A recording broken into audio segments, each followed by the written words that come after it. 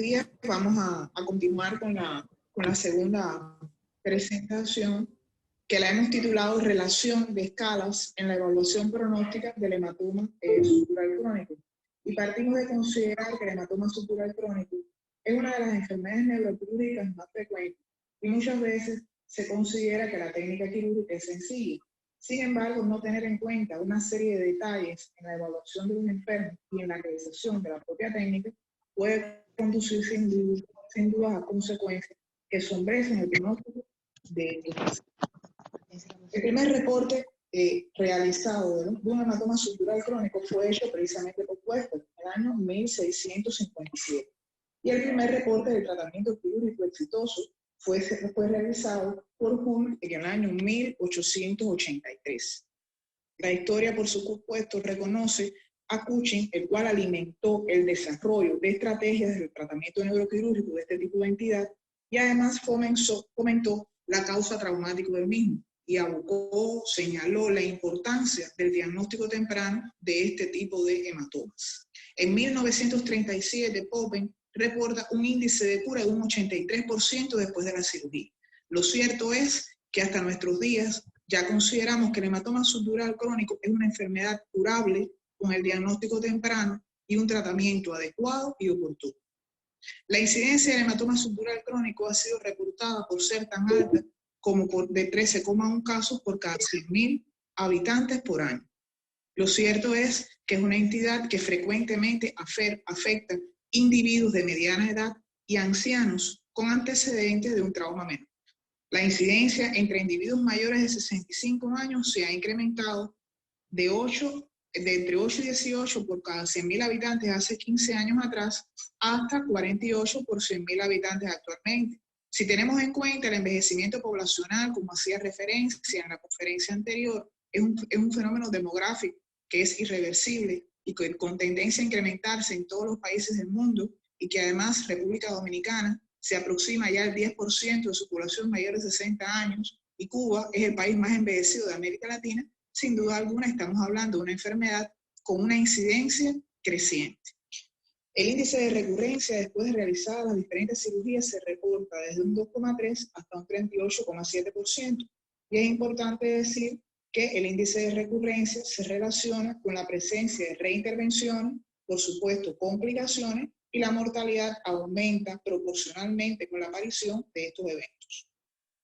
La fisiopatología del hematoma subdural crónico es un fenómeno que está bien esclarecido y parte de la estructura anatómica del espacio subdural y de las membranas que cubren el cerebro, es decir, la dura madre, la aracnoides y también de la pia madre en relación con los vasos de neoformación. Lo cierto es que el hematoma subdural crónico en su desarrollo, en su fisiopatología, se comporta como una respuesta inflamatoria local que resulta compleja y que es importante tenerla en cuenta a la hora de realizar el tratamiento quirúrgico. Y es precisamente quien nos orienta a qué es lo más importante: evacuar el hematoma, lavar la cavidad, hacer la resección de la membrana en su totalidad. Son puntos que se aclaran en relación con el desarrollo fisiopatológico de esta entidad, que además es dinámico. Las claves del éxito están en el diagnóstico temprano, en el tratamiento adecuado y precisamente en evitar recurrencias y complicaciones. ¿Cuáles son los factores que se han relacionado con la recurrencia del hematoma subdural crónico? Bueno, pues hay factores que están relacionados con el paciente, algunos de ellos modificables, otros no, y otros factores están relacionados con el hematoma. Dentro de los factores relacionados con el paciente está en primer lugar la edad. Se considera que la recurrencia aumenta proporcionalmente con la edad y es mayor en aquellos individuos mayores de 80 años considerados como adultos mayores viejos. También está relacionada con el uso de anticoagulantes y el tiempo de aplicación de estos medicamentos, con el antecedente de alcoholismo, con el antecedente de enfermedades neoplásicas y con el grado de atrofia cerebral del enfermo. Por su parte, dentro de los factores relacionados con el hematoma está la bilateralidad del mismo, su volumen, su densidad, la presencia de tabiques, la visualización de las membranas, el grado de desplazamiento de línea media, la presencia de aire subdural en el postoperatorio inmediato y el fallo en la reexpansión cerebral. Dentro de las claves del éxito, el diagnóstico temprano exige una evaluación multidimensional, postoperatoria y también, por supuesto, en el preoperatorio. que permiten que la selección de la técnica quirúrgica sea adecuada. Dentro de la valoración clínica es importante tener en cuenta la presencia de signos focales y el nivel de conciencia con el cual se realiza el diagnóstico, mientras que dentro de las variables radiológicas debemos tener en cuenta la topografía del hematoma, su extensión, la presencia de tabiques, membranas, el volumen, la densidad del hematoma, por supuesto también el grado de desplazamiento que provoca en las estructuras de la línea media. Vamos a someter a su evaluación un conjunto de escalas que aparecen descritas en la bibliografía, que son escalas que cada una de ellas valora determinadas variables que han sido identificadas como factores pronósticos. Y de manera general estas escalas las vamos a dividir en escalas que son eminentemente clínicas y escalas que son radiológicas. Dentro de las escalas para la evaluación clínica son archiconocidos la escala clínica de Bender y Christoph, que por supuesto aquellos factores que llegan con un grado 4 en la escala, es decir, pacientes que se encuentran en coma o en degradación inminente de la conciencia, se relacionan con un mal pronóstico. Análoga a la escala de Bender y Christoph está la escala introducida por McWalder, que son escalas que realmente son análogas, son muy similares, y también el grado 4, es decir, aquellos pacientes que se reciben con una degradación del nivel de conciencia o se encuentran en coma con signos o no de herniación cerebral, pues son pacientes que tienen también un mal pronóstico. Dentro de las escalas, para evaluar las características radiológicas del hematoma, pues está la clasificación tomográfica según Namur y colaboradores, y que evalúa fundamentalmente la densidad del hematoma. A mayor densidad del hematoma, se relaciona, por supuesto, con un mal pronóstico o con la presencia de recurrencias en el postoperatorio inmediato. Otra escala radiológica también se relaciona con la densidad del hematoma y tiende a complementar un poco, sobre todo para aquellos hematomas que tienen una densidad no homogénea. Es importante decir que la densidad de tipo trabecular y la presencia o identificación de la membrana, que es un detalle que muchas veces identificamos en la semiología tomográfica, no aparece descrita en ninguna de las dos escalas, pero sin embargo consideramos que su presencia, al igual que la visualización de trabéculas dentro del hematoma, se relaciona también con una mayor probabilidad de recurrencias en el postoperatorio inmediato. Otras variables radiológicas que es importante ser tenidas en cuenta es precisamente la identificación del diámetro de la capa. Un diámetro menor de 20 milímetros no se asocia a un mal pronóstico. Sin embargo, un diámetro mayor de 20 milímetros sí se ha relacionado con el desarrollo de recurrencias en el postoperatorio inmediato. De forma similar, se puede realizar el cálculo del volumen por las fórmulas convencionales y debe evaluarse tanto el volumen preoperatorio como el volumen residual. De esta forma, un volumen menor de 130 mililitros en el preoperatorio no se relaciona con recurrencias. Sin embargo, un volumen superior a 130 mililitros sí está en relación con la recolección de estos hematomas. Lo mismo sucede con el volumen residual. Cuando usted obtiene en un cálculo un volumen residual que supera los 260 mililitros, se relaciona precisamente con la recolección de este tipo de lesión. Finalmente, tenemos la clasificación radiológica de Gordon-Farring, que la clasificación de Gordon-Farring nos permite evaluar el efecto de masa que produce el hematoma, de forma tal que a un desplazamiento mayor de 10 milímetros de las estructuras de la línea media, cuando generalmente esto se asocia ya a la presencia de dilatación del ventrículo contralateral, también se relaciona con las recurrencias, incluso con fallos después en la resolución cerebral. Muchos de estas variables que les hemos presentado, pues también se relacionan ya con escalas pronósticas que se les muestran a continuación y que vienen a resumir precisamente las variables que nosotros hemos ido tratando de sistematizar para permitir una mejor evaluación preoperatoria y postoperatoria de estos enfermos. Lo cierto es que la presencia sin la edad mayor de 80 años, el antecedente de traumatismo craneal, el tiempo transcurrido con tratamiento con anticoagulación, la presencia del estado clínico del paciente, es decir, pacientes en estado de coma, pacientes con antecedentes de enfermedad cardiovascular o que desarrollan enfermedades cardiovasculares en el postoperatorio inmediato, el antecedente de infarto cerebral o el desarrollo de manifestaciones clínicas que sugieran un infarto cerebral en el postoperatorio inmediato, y la relación que existe entre las variables relacionadas con el hematoma, su volumen, su densidad, el desplazamiento de las estructuras de la línea media, el grosor de la capa, son factores que ya están identificados como factores de mal pronóstico de recurrencia del hematoma subdural crónico, y solo aplicando las diferentes escalas que hemos mencionado, uno puede lograr una valoración multidimensional de esta enfermedad, que es aparentemente sencilla. Sin embargo, su fisiopatología, al ser una respuesta inflamatoria local, y los resultados del tratamiento quirúrgico muchas veces traducen la aparición de complicaciones que pueden ser predecidas o tenidas en cuenta desde el preoperatorio con la aplicación de fármacos. A continuación, seguimos con el segmento Preguntas y Respuestas.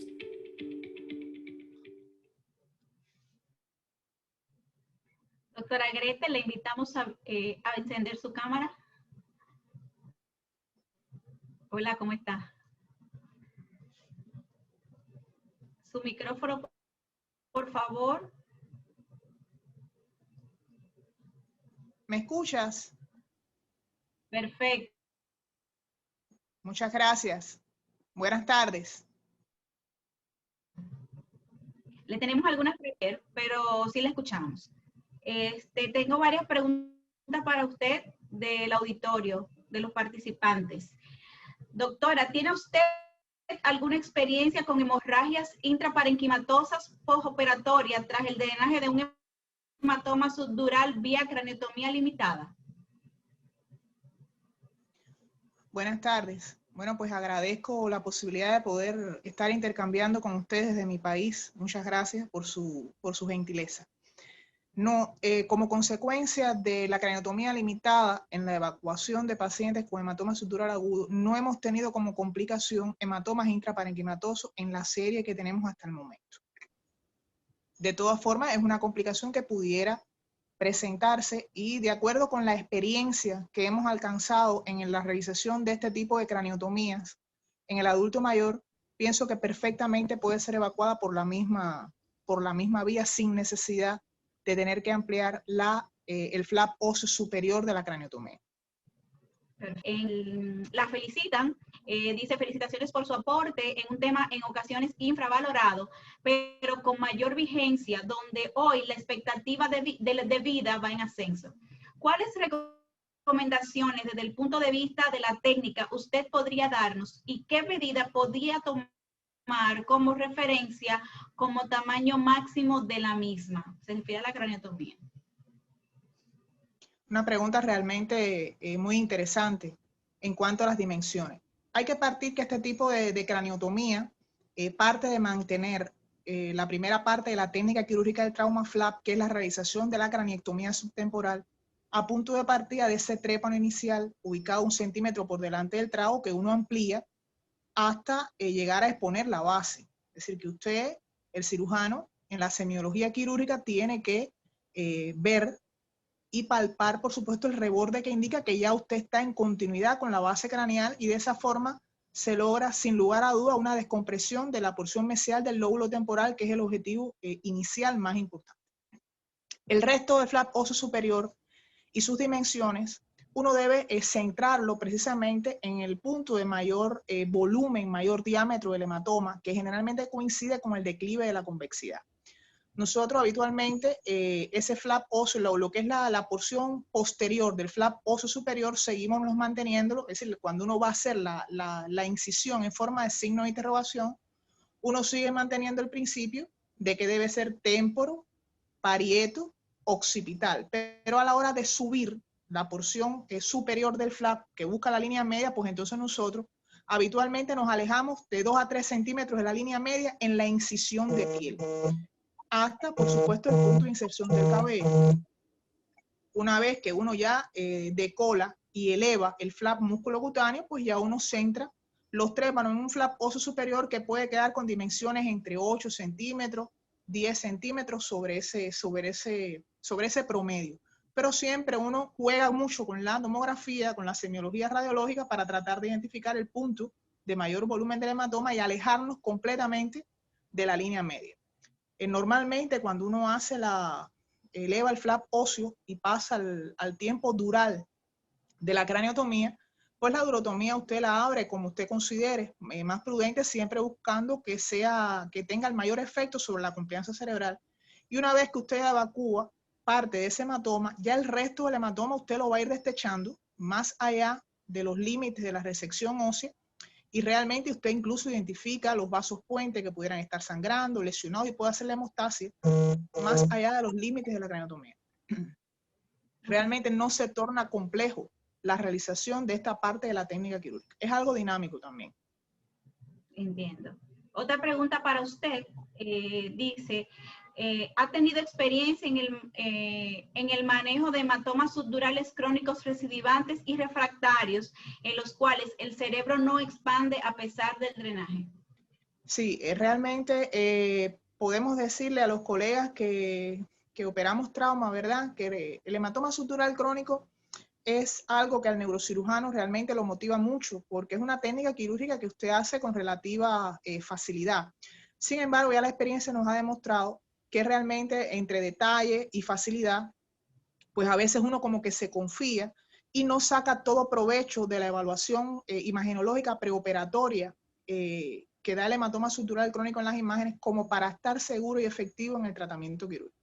Una de las variables que aparecen en las clasificaciones, que yo las resalto en una flechita, es precisamente la atrofia cortical. Pero realmente no existe una escala que usted le permita evaluar el grado de atrofia cortical después que un paciente tiene un hematoma subdural crónico. Y sin duda alguna, el grado de atrofia cortical que tiene el paciente es un indicador del hecho de que si la reexpansión cerebral puede ser más o menos rápida o más o menos completa. Lo cierto es que una vez que usted opera a un paciente con un hematoma subdural crónico y el cerebro no respande adecuadamente, que usted eso lo puede sospechar ya desde el transoperatorio, desde la semiología quirúrgica transoperatoria, por la visibilidad que el trépano le brinda, después eso se convierte realmente en un gran problema, es una complicación, porque es la causa más frecuente de la colección de aire en el espacio subdural o el acúmulo de sangramiento activo nuevamente en la cavidad, que es motivo, por supuesto, de nuevas reintervenciones quirúrgicas, bien sea el lavado nuevo de la cavidad, la colocación nuevamente de los drenajes o incluso la realización de craniotomía buscando la posibilidad de una membrana, porque hay un detalle que me parece importante. Muchas veces usted no ve la membrana en la tomografía, ni incluso si usted decide hacer un estudio contrastado con doble contraste, no logra visualizar la membrana. Sin embargo, cuando hay un fallo en la reexpansión cerebral, uno siempre debe ir a buscar la presencia de la membrana, porque muchas veces está, aunque uno no es capaz de apreciarla en los estudios tomográficos que tenemos disponibles. Y siempre en esos casos hay que ir a buscar la membrana como última estrategia terapéutica para tratar de facilitar la reexpansión cerebral. Muchísimas gracias. No tenemos más preguntas para usted en el día de hoy, agradeciéndole su participación. Un placer, como siempre, poder compartir. Bueno, pues para mí también es un placer. Nuevamente doy las gracias al comité organizador por la gentileza, por la amabilidad desde Cuba poderles transmitir nuestra experiencia y que haya sido motivo de preguntas y de intercambio. Muchas gracias.